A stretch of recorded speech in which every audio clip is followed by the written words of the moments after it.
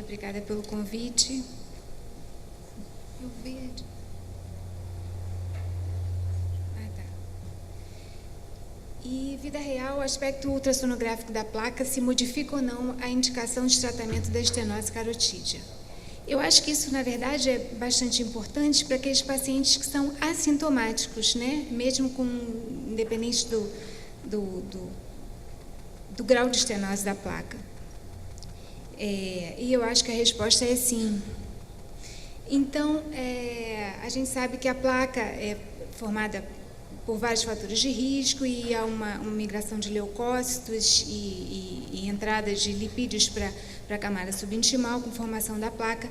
Essa placa vai ter um núcleo lipídico que, quanto mais próximo do lúmen, mais perigosa ela é, e quanto maior também, depois de um estudo que foi feito, que a gente vai falar já já.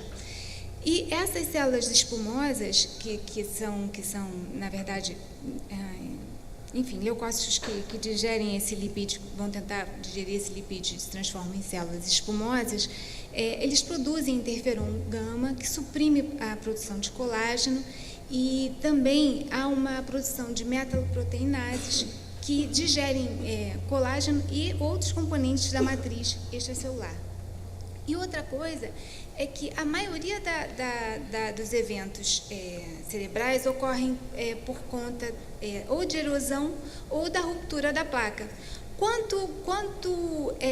Quando essa placa se rompe, há uma exposição aqui de fator tissular, né, e há uma formação de um trombo que tanto pode se incorporar à placa e aumentar muito esse tamanho dela, aumentando o grau de estenose, como pode também haver embolização, passando a ter sintomas e AVEs muitas vezes fatais. Essa é uma imagem muito antiga, mas é de um trombo recente. Há aqui uma pequenininha área de core lipídico, provavelmente necrótico, mas muito pequena e está muito longe da superfície do lúmen. Bom, quanto à avaliação morfológica, vários autores já tentaram classificar de uma forma melhor possível. E os que são mais utilizados atualmente são Gray-Wheel, ainda, que foi modificado por Gerolakos, que é do grupo do Nicolaides, e por isso é atualmente a mais conhecida, e a de Pollack, que na verdade é a mais fácil e a mais fácil de ser usada. A gente tem que lembrar que a constituição da placa pode ser mole, e essa é a mais ecolucente, então ela é a mais que tem o maior risco de embolizar, pode ser fibrótica ou calcificada. Bom, mostrando aqui novamente direto, esse é um tipo de placa lipídica ou hemorrágica, é uma placa mole. A gente praticamente tem a mesma ecogenicidade do sangue. Essa já é uma placa mais densa, fibrótica, essa é uma placa calcificada, que mostra aqui sombra acústica.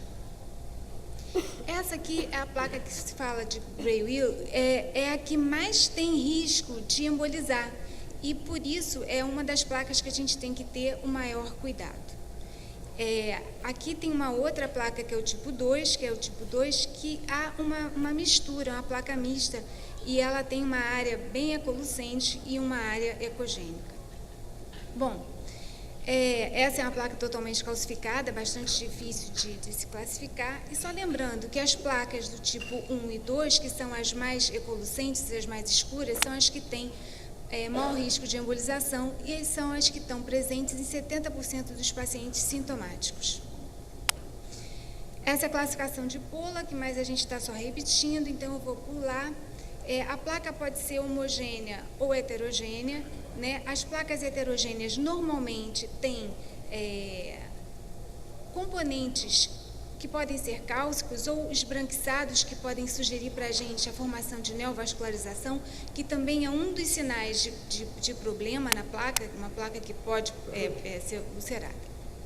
Bom, então, por conta disso, há vários estudos para determinar se, nesses pacientes assintomáticos, existe alguma característica dessa placa que possa ser dada como um fator preditivo alto de complicação, né?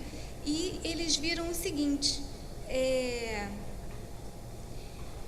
que existe esse core lipídico, esse core necrótico, que pode ser tanto hemorrágico quanto lipídico, quando ele está muito próximo da superfície, ele tem uma grande chance de embolizar. E isso já vem sendo estudado há muito tempo, antes de 1982, mas começou com estudos histopatológicos, onde o Bassione viu que mais frequentemente esse tipo de lesão era presente em pacientes sintomáticos. Pedro e Fernandes, em 2002, associaram esses achados histopatológicos com os achados do duplex scan. E eles chegaram à mesma conclusão. E então, a partir daí, desse estudo desses portugueses, que começou-se a achar o seguinte, que, poxa, existe esse potencial, mas isso vai depender muito do examinador e do equipamento. Então, eles começaram a desenvolver um software e que dava uma caracterização tisular da placa que era independente do examinador. Mas esse software é super caro, você tem que fazer isso no seu laptop, fora do horário de trabalho, e, na verdade, é bem complicado, né? Ele não está já incorporado ao ultrassom, ao aparelho de ultrassom. Mas eles viram, com determinados ramos desse estudo do Nicolaides, que a lesão mais importante realmente seria essa lesão, essa área negra, justa lumen, né? E isso foi publicado agora, em 2013, por esse grupo de Cacos e o Nicolaides, também presente. Bom, então, o que eles falaram? Que como preditores independentes dos fatores de risco, havia, além do grau de estenose do ramo interno, histórias de AVC, de AVE ou AIT contralaterais, áreas brancas, que seria indicação de neovascularização, placas ecolucentes, quer dizer, escuras, ou heterogêneas, e o mais importante, justamente, essa área negra justaluminal, que eles chamam de black area, just luminal black area, e que eles dizem que a gente não tem capacidade de enxergar esse determinado valor com o olho humano. Mas a gente, na verdade, discorda um pouquinho disso, porque isso já foi visto com Fernandes, e eu vou mostrar algumas imagens, porque a gente vê que a gente pode também conseguir ver. E outra coisa é com Doppler transcraniano. Bom, essa área transluminal é importantíssima, porque se ela for maior que 10 centímetros, ela vai causar uma taxa anual de AVC acima de 43%. Então, isso muda tudo. Então, aqui, ó, essa aqui é uma área que a gente, poxa, aqui para ser um filme, aqui, uma área de cor necrótica aqui, que tem menos de 2 milímetros aqui de espessura aqui de capa, né? E que é uma placa que nem é tão grande, mas que é uma placa potencialmente muito perigosa. E a gente consegue ver a olho nu, não precisa de nenhum software adequado. Essa aqui é uma área um pouquinho menor, mas está aqui próxima. Ela tinha esse paciente era sintomático, e aqui vocês estão vendo aqui a placa correspondente. Ulceração não é tão fidedigna ao ultrassom, mas às vezes a gente não tem como negar que é muito provável que haja, e aqui realmente havia. Esse foi um estudo de nosso lá do Pedro Ernesto. E existem aqueles fatores que a gente também sempre diz, aqui de mobilidade da placa, que a gente não pode deixar de falar.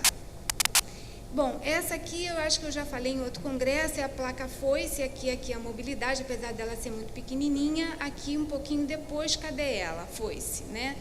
Então, essa é uma outra placa de risco. E, como conclusão, nós temos como fatores significantes, então, para eventos cerebrovasculares, a severidade da estenose ipsilateral e, como fatores de risco independentes, a área negra justaluminal maior que 8 milímetros, A morfologia da placa, que são placas hipoecóicas, polucentes ou heterogêneas, sobretudo as com neovascularização, história de ataque isquêmico hemisférico e contralateral e creatinina com excesso acima de 85 micromol por litro. Muito obrigada.